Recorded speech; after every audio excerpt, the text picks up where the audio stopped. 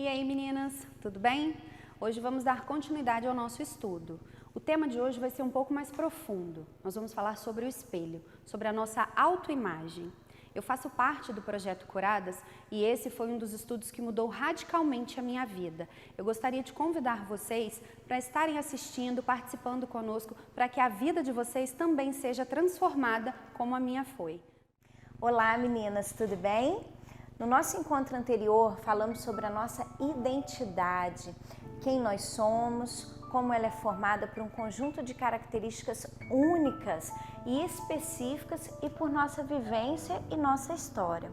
E hoje vamos continuar falando, mas serei bem específica, quero levá-las a refletir a sua autoimagem. E hoje eu trouxe um amigo aqui, um espelho, que para muitas um amigo, para outras um inimigo, para algumas um companheiro de todas as horas, para outras um inimigo, se pudesse quebrava todos os espelhos que existem na face da terra. Sempre que podem, fogem do espelho, não é assim? Nossa relação com o espelho, meninas, tem muito a ver com a nossa autoestima, com a imagem que nós temos de nós mesmas, se uma autoestima alta ou baixa, com a imagem que reflete quando nós olhamos no espelho. Mas será que a imagem refletida, eu lhe pergunto, é a real? Já parou para pensar nisso? Nossa visão, por conta da nossa história, nossa vivência, tudo que nós já passamos até aqui, em algumas vezes deixa essa imagem, o que o espelho reflete, embaçado, deixa danificado. E ter uma boa relação com o espelho nem sempre também é sinal de que está tudo bem. Eu conheço muitas pessoas que são amantes do espelho. O espelho realmente é um grande amigo. Sempre se perfumam, sempre se arrumam, sempre se embelezam, olham no espelho, mas nem sempre isso também é um sinal de que aqui dentro está tudo bem resolvido. Talvez aqui dentro está tudo bagunçado, tudo fora do lugar. E como falei, eu quero ser bem específica. Quero levá-la a refletir a sua imagem real, aquela por trás aqui do espelho, como um raio-x. O que gostaria de encontrar no seu interior, refletido aqui por detrás do espelho? O que tem feito para você alcançar? Tem cuidado de você? Tem cuidado do seu corpo, dos seus interesses, das suas amizades? Você tem cuidado do seu tempo com Deus? Ou como falei no primeiro vídeo, somos a última da lista. Temos aprendido a imagem que Deus tem a nosso respeito e como Ele nos criou, mas sei que nem sempre ela condiz com a imagem que temos a nosso respeito, pois no decorrer da nossa história percorremos caminhos que desgastam essa imagem, desgastam a obra maravilhosa de Deus em nós. Mas posso afirmar que em Deus tudo pode ser transformado. Podemos tornar muito melhores do que podemos imaginar. Basta deixar Ele trabalhar em nossas vidas para que esse resgate, para que essa limpeza aconteça. Vamos refletir a história da mulher do fluxo de sangue, que assim como nós, foi criada de maneira maravilhosa, mas que por conta da sua enfermidade teve a sua vida, a sua autoimagem embaçada, danificada. Essa história está lá em Marcos 5, do 24 ao 34. Esta mulher carregava uma doença incurável há 12 anos. Era uma hemorragia constante, havia gastado todos os seus bens e não conseguia a cura, sendo considerada impura, tinha que viver reclusa, pois naquele tempo não existia os cuidados que hoje nós temos de higiene, de medicamento. Então as mulheres ficavam reclusas durante o período da sua regra e no caso desta mulher já haviam 12 anos de reclusão. Já parou para pensar nisso? Já parou para pensar quanto tempo essa mulher ficou longe da sua rotina, longe da sua família? Quanto tempo ela ficou sem tocar nas pessoas? Pois a lei lá em Levítico 15 determinava isso, que elas deviam gritar em praça pública, nas ruas, que era impura porque elas não poderiam tocar em ninguém. Olha o que esses 12 anos arrecadou para essa mulher. Mas o importante que eu quero levá-las a entender através desse estudo é que ela olhou para dentro de si, olhou através do espelho e entendeu que precisava de cura e não perdeu a oportunidade da sua vida. Ela ouviu dizer que Jesus estava passando por ali e enfrentou toda aquela multidão e tocou na orla da sua veste. Apenas num pedacinho era o pensamento dela. Se eu apenas tocar na orla, na beiradinha, na bainha das suas vestes, eu serei curada. E logo se lhe secou toda a sua hemorragia, todo o seu mal foi embora imediatamente. É o que a palavra de Deus diz, que foi imediato. Ela sentiu a cura chegando sobre o corpo dela. Quero encorajá-las, meninas, a refletir melhor nesta história.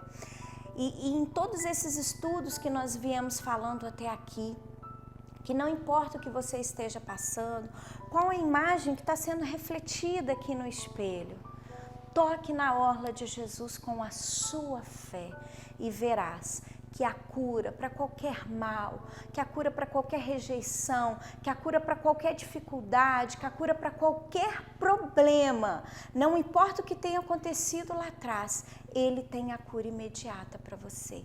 Porque, meninas, como é a proposta desse nosso grupo, é muito importante nós sermos curadas, porque mulheres curadas curam, são canal de cura, canal de bênção aonde quer que elas estejam. Então eu te convido, seja uma mulher curada, busque a sua cura como a mulher do fluxo de sangue e promova a cura aonde quer que você passe. Deus abençoe vocês. Hoje nós vamos ficar por aqui e logo a gente tem mais outro estudo.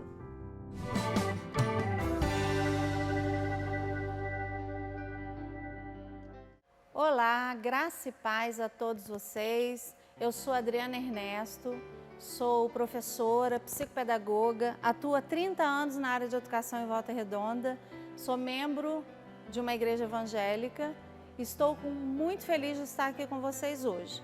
Nós teremos 3 encontros para conversarmos sobre como lidar com os nossos filhos durante esse tempo de isolamento. É importante, não é? Porque tem muita gente que está surtando junto com as crianças ou com os adolescentes. Nós estaremos falando hoje, primeiro, sobre você pai, você mãe, você avó, que estão com a responsabilidade de cuidar dessas crianças e adolescentes em casa sem surtar junto com eles. 3 situações que todos nós, independente da idade, estamos passando: ansiedade, angústia e medo, não é? Todos nós estamos ansiosos, sem saber o que vai acontecer. Todos nós estamos angustiados com a situação atípica que estamos vivendo e todos nós temos medo. Medo, sim. O medo, muitas vezes, ele é saudável, né? Quando ele nos impele a nos comportar de uma forma diferente, de forma a cuidar dos nossos. Então, o medo de ficar doente, o medo de ficar desempregado, o medo da economia quebrar, isso tudo está trazendo para todos os membros da família uma situação muito diferente do nosso cotidiano, do que a gente tem vivido até hoje. E isso traz em nós, responsáveis, adultos, um turbilhão de emoções. Agora imagina na cabeça de uma criança e de um adolescente que tem muita energia para gastar, que tem muita coisa para fazer do lado de fora de casa, inclusive estudar, e está agora confinado, né? Os adultos, muitos, têm saído de casa, ou para ir ao mercado, ou à farmácia, ou para trabalhar alguns, né? Mas a criança e o adolescente não, eles estão presos mesmo. E muitos deles dentro de um apartamento que não tem um espaço para correr, para pular corda, para jogar uma bola. Isso tem trazido muitos problemas para as famílias nesse momento. E a gente vai conversar um pouco disso e eu quero começar a falar de você, mãe, avó e pai. A primeira coisa importante é você se controlar. Você é exemplo na sua casa. os seus filhos, seus sobrinhos, os seus netos estão de olho em você. Eles vão sempre olhar para você e perceber assim, como que meu pai está lidando com isso? E eles refletem o que nós estamos fazendo. Então é muito importante a gente entender isso. Se nós surtamos, eles vão surtar também. Se nós acalmamos, eles vão acalmar também. Se nós comemos, nos alimentamos bem, eles vão se alimentar também. Se por conta desse momento nós começarmos a perder o apetite, perder o sono, comentar dentro de casa, não estou conseguindo dormir com preocupação, eles vão começar a repetir os nossos comportamentos. Porque toda família, ela é organizada dessa forma. Há uma fidelidade familiar pairada nesse instante. Então é muito importante que você pai, você mãe, você avó, se cuide primeiro.